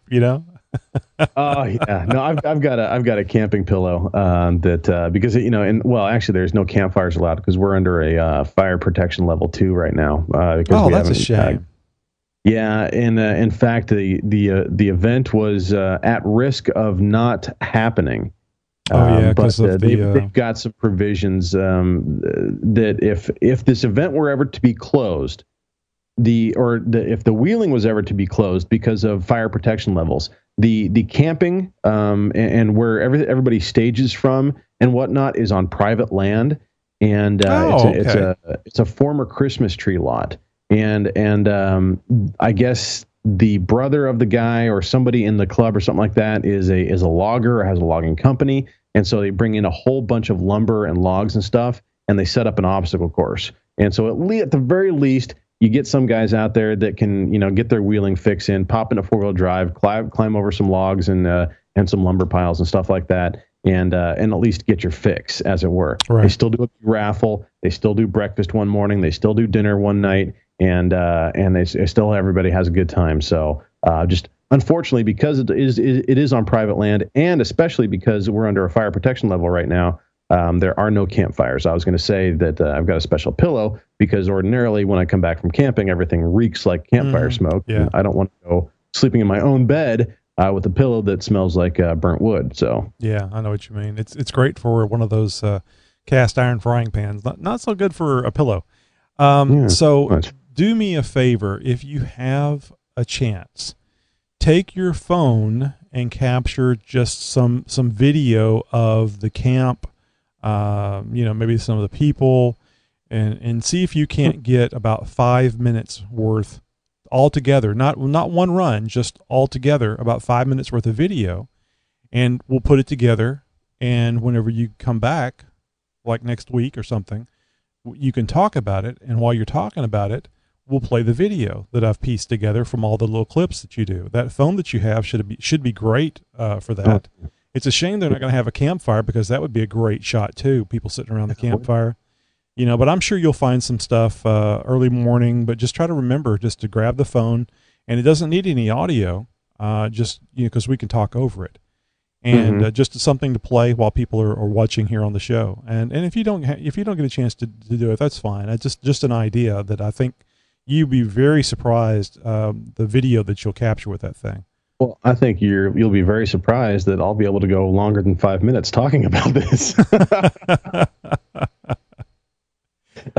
Well, if if we do it right, we should match the video and give some people, and I can always loop it. So, that's what I've noticed them doing that on the news. They'll have some sort of video segment where the reporter's talking, and it'll go, gosh, maybe 15, 20 seconds before it loops. So, people are used to that. Mm-hmm. You got some interviews last year, didn't you? I did. Yeah, I got a couple. Last year. I think 88 Cherokee, I think, is his username. He pops in every now and again. He was one that I had interviewed.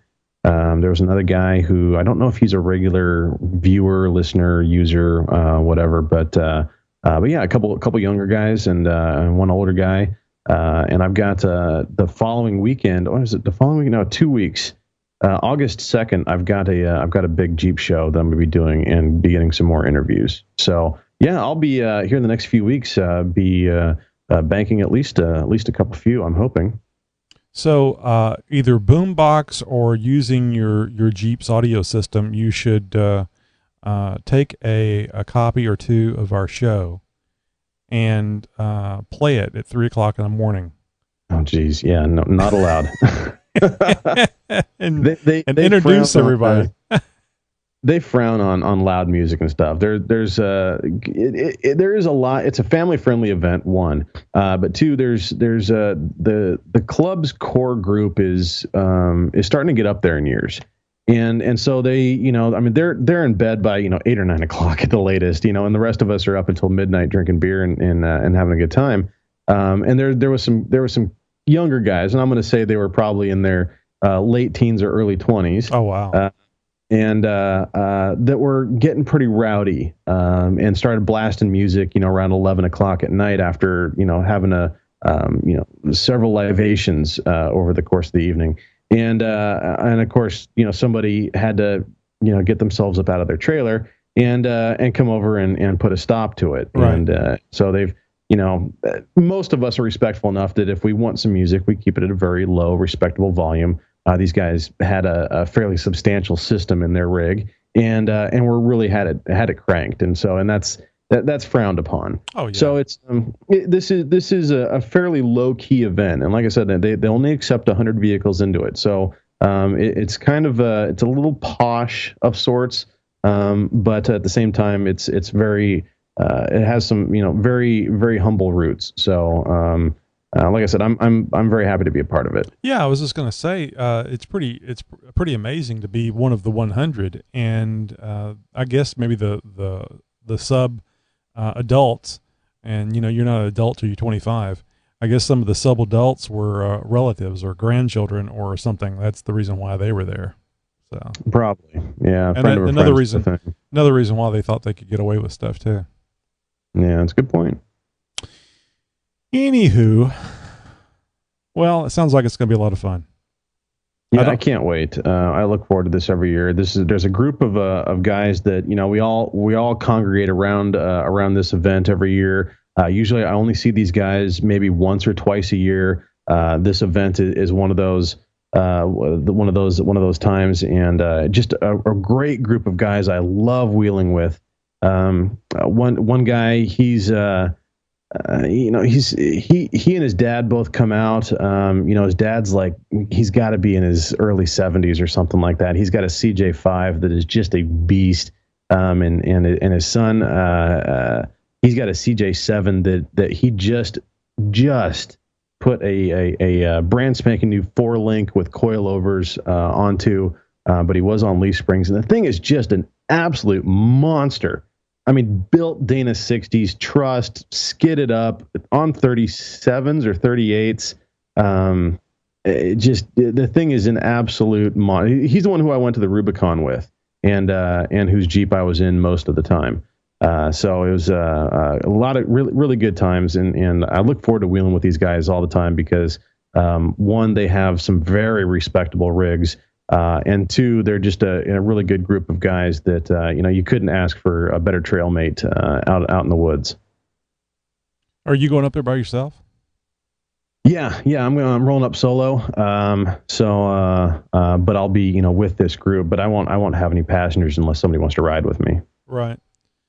No, I was just curious. I don't mind going out and doing stuff. It's the spending the night or spending more than one night that I usually have a problem with, because unless it's kind of chilly out, it's really hard for me to sleep in sweltering conditions. And it's going to be in the low 50s at night. Well, you shouldn't have any problem at all then. I guess it's one of the plus sides of being so far up north.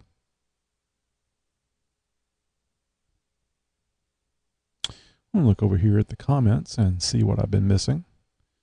So I see 4-liter Jeeper is there. He says, how's it been, Dean? Wesley Ravel? Mm-hmm. Hello all to those of you who are about to die. And there's Dean. Hello, Josh and Tony. Hey, Dean. I was telling a coworker today that I actually pointed him over to your YouTube site and show him your Jeep, and because he was talking about picking the right trails and so on and so forth. And I said, well, the next time I go wheeling, I'm going to be following this guy. So I'll just follow him and try to go where he's going. And he told me not to worry if I break something, that he will tow my broke ass home. Very nice. Dude, those are the kind of guys that I'm talking about. That's the same kind of cloth that these guys are cut from that I wheel with. They'll give you the shirt off their back if it means you can get down off the trail and get home. So I mean, that is good Jeep brotherhood stuff right there. I love that stuff. That's what got me into the whole Jeeping thing to begin with, and wheeling. I love Jeeps and everything, but really getting into more aggressive off-roading and getting into these kind of situations, you find who the Jeep brothers are, and who are just the guys who own a Jeep who are out on the trail. There is a difference in this Jeep brotherhood, this unspoken bond that exists between some of us. It's just, that's the kind of stuff I'm talking about. So kudos to him, and that's what's up.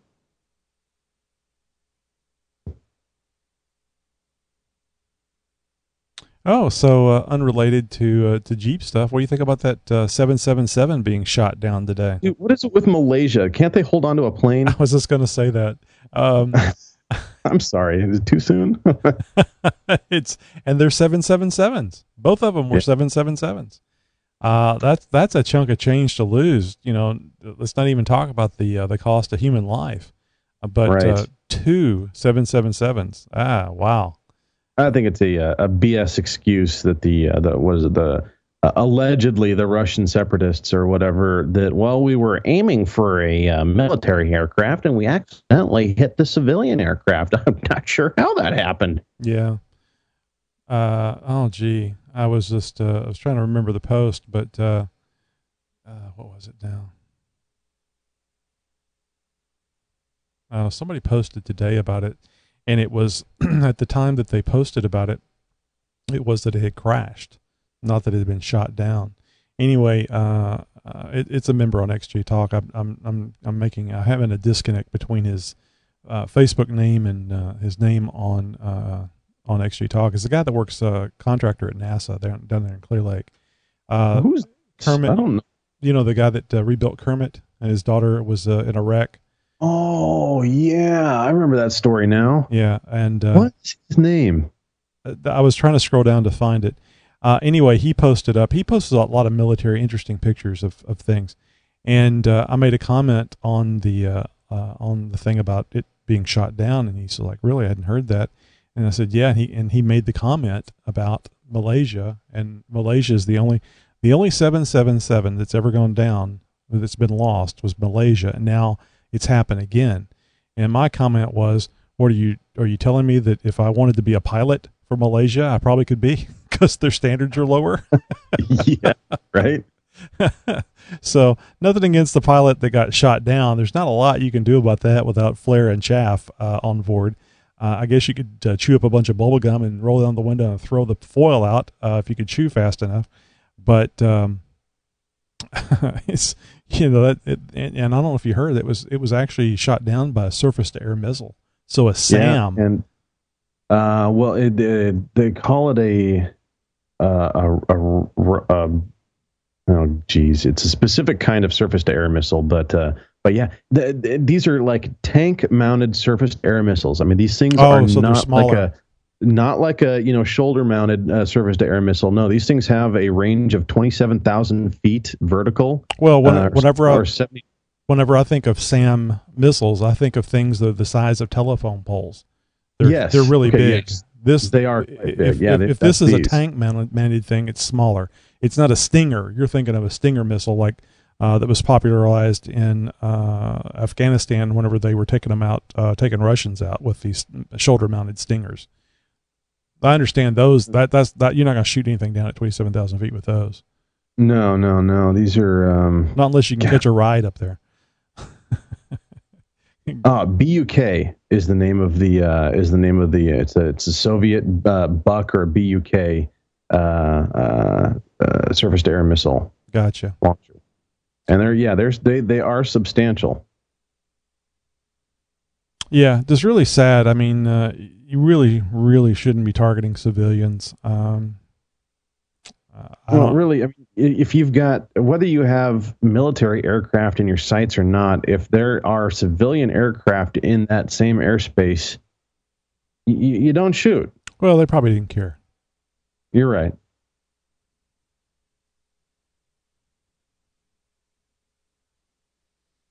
Yeah, it's going to be a war crimes type thing, I believe. I don't think there's ever been any definitive answer to what happened to the first one. No, there's not. It's like I said. Well, somebody in my office this afternoon said something along the lines of, well, they lost one, and now it came back and they shot it down, or something like that. Yeah, it's a lot easier when you don't know anybody on the plane. I can tell you.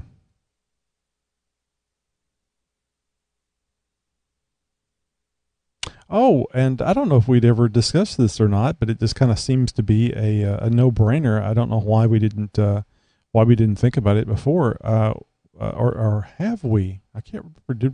Did we interview? Drawing a blank. Wounded warrior Harry Franco. I think he might have. Was it a call-in? I think it might have been either a call-in, a post-show thing, or maybe just a voicemail. I don't think that we actually interviewed him. Because I think we ought to do an interview.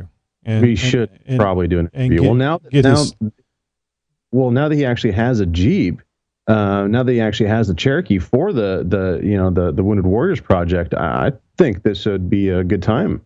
Well, yeah, of course, but I mean, I think beforehand would have been too, but to get his story, to get his background, and get it, and actually in his words, what's going on, what's his plan. And now that I'm talking about this, I know we've heard some of this stuff, but not like in a full 15, 20-minute interview where it's just him. So, I can't remember. Are you set up now to do phone interviews? I mean, I don't want to just take it. If you want to make the contact and get that interview, I know you. Yeah. I know you don't have anything else to do. And to that point, if you're too busy, I'm really not. I just don't want to take up all the interviews. Every interview that I've played in the rebroadcast, midweek fixed rebroadcast, have been mine. So, well, I mean, you've got 10 to my 1. That's the reason why I mention it, in case you want to do it. Now that you mention it, let me go to this. Give me a couple of seconds here to get to this folder. There it is. I think I've got a couple of interviews that we never played. Well, I know we had the warrior one that we did play. Oh, and by the way, did you have put in the new slider on your Jeep, haven't you?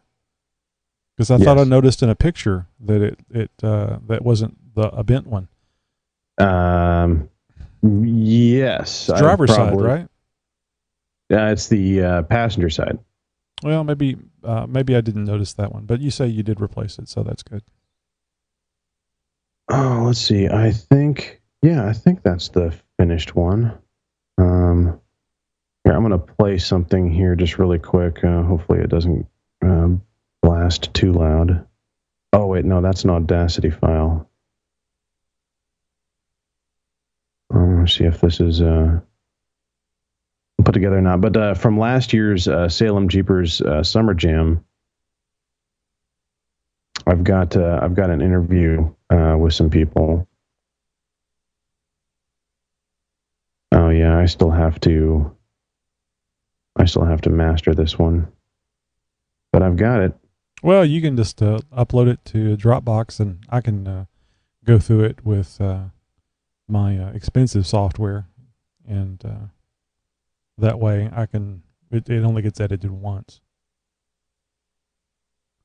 I mean, if you got a bunch of trash in there you need to clean up, that's fine. But if you just don't want to take the noise out or do any amplification on it, I can go through it. No, I threw all 3 files just into one Audacity file just so I had them all in one place, and I was going to arrange them and move them around. But I think that let's see, this one.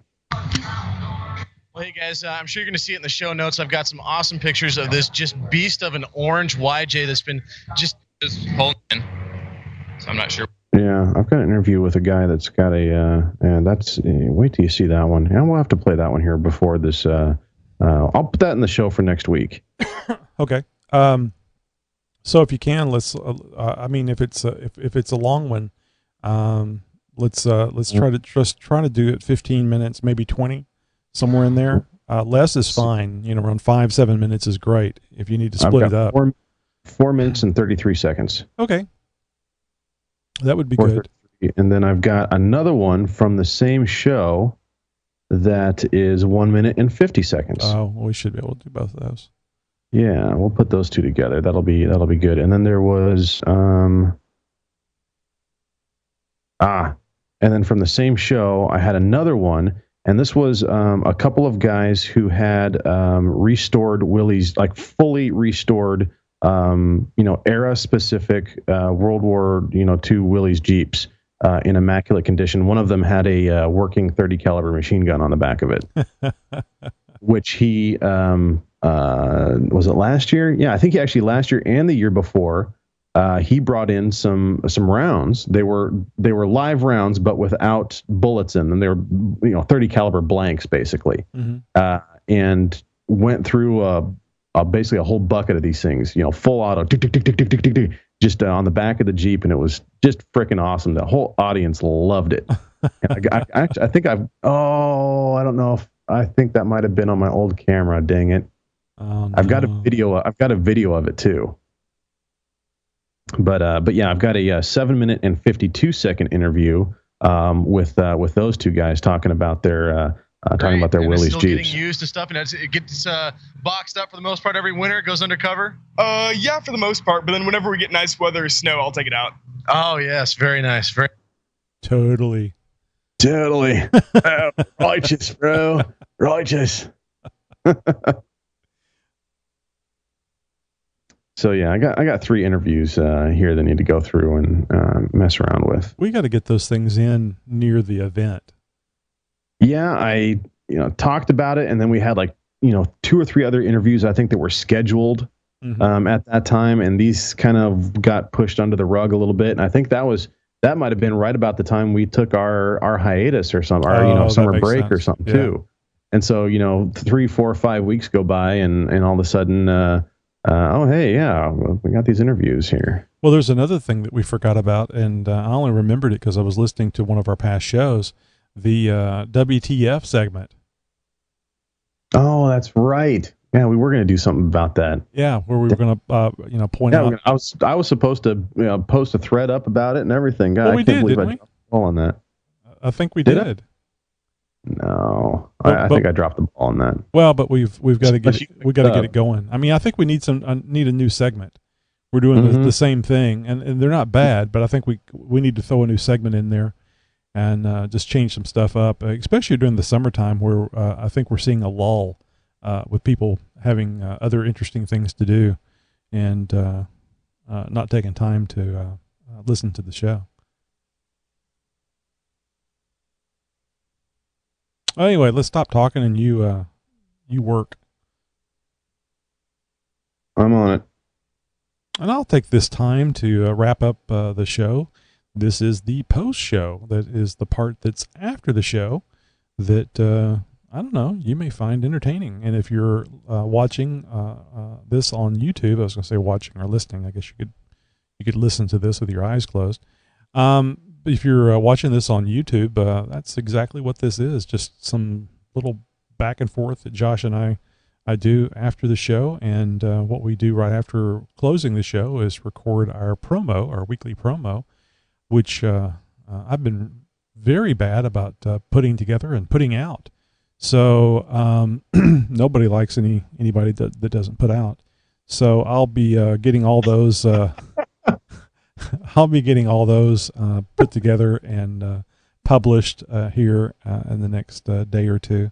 I'll make it a point to get it done this weekend. So we still have the promo up. It's got like 785 views so far. It's been up there for a couple of weeks. So advertising works. I may do some advertising for the Tony and Josh show as well. Those promos that we're doing over there, and see if we can't grow a little bit of the audience. I think Tony and Josh show is a little better now. We're doing that same formula that we're doing here, keeping things a little tighter, a little quicker. The show's only about 30 minutes long now, so it's not one of those things where you need to pack you a sack lunch to come listen to the show. It just you can just get in there, hear some funny stuff, some weird stuff, and get a little hopefully a little grin, a little smile, and go on your merry podcasting way to your the next podcast. So we'll see how that works out and make changes as necessary. The numbers is what tells Josh and I how well we're doing, unless you want to give us a feedback. So anyway, I'll wrap up here and tell you guys good night, and hope you have a really good weekend. And now I'll turn it over to Josh. Well, hey guys, couldn't be more appreciative of you joining us every week for our live show. Thanks again. Look forward to next week. I'll be having a lot of Jeep stories, a lot of wheeling stories for you, and hopefully no carnage. So tune in, join a friend. Hey, put together a listening or a viewing party. It should be a good time. See you guys next week.